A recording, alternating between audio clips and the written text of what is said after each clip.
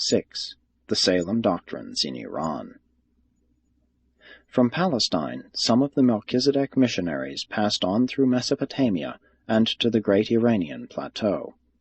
For more than 500 years the Salem teachers made headway in Iran, and the whole nation was swinging to the Melchizedek religion when a change of rulers precipitated a bitter persecution which practically ended the monotheistic teachings of the Salem cult. The doctrine of the Abrahamic covenant was virtually extinct in Persia when, in that great century of moral renaissance, the 6th before Christ, Zoroaster appeared to revive the smoldering embers of the Salem gospel.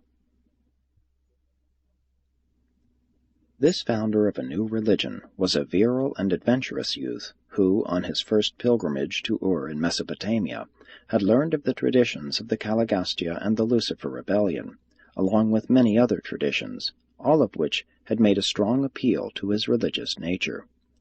Accordingly, as the result of a dream while in Ur, he settled upon a program of returning to his northern home to undertake the remodeling of the religion of his people.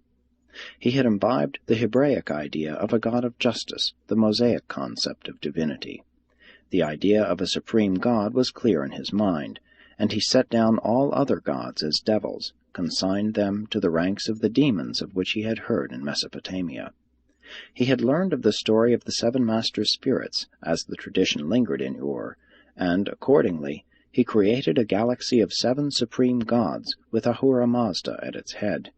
These subordinate gods he associated with the idealization of right law, good thought, noble government, holy character, health, and immortality.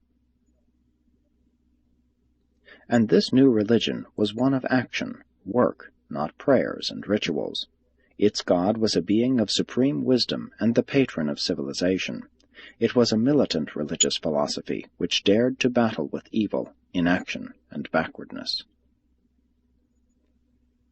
Zoroaster did not teach the worship of fire, but sought to utilize the flame as a symbol of the pure and wise spirit of universal and supreme dominance.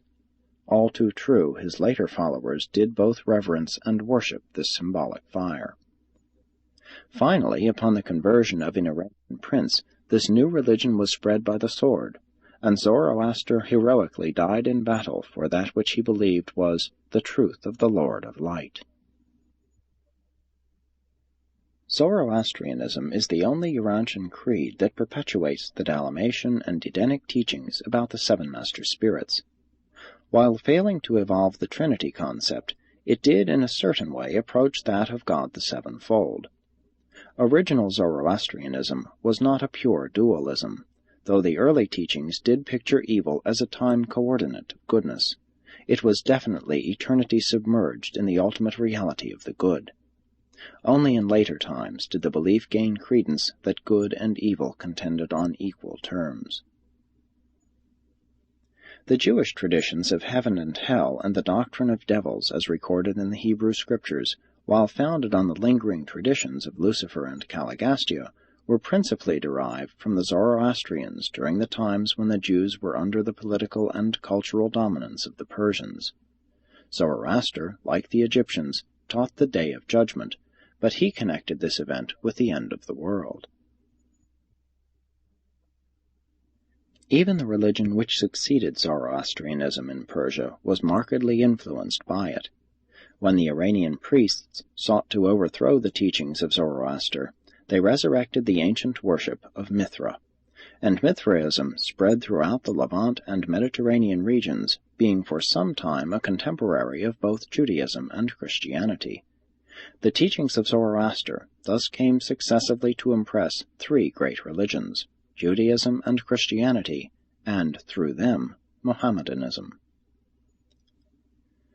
But it is a far cry from the exalted teachings and noble psalms of Zoroaster to the modern perversions of his gospel by the Parsees, with their great fear of the dead, coupled with the entertainment of beliefs in sophistries which Zoroaster never stooped to countenance. This great man was one of that unique group that sprang up in the 6th century before Christ to keep the light of Salem from being fully and finally extinguished as it so dimly burned to show man in his darkened world the path of light leading to everlasting life.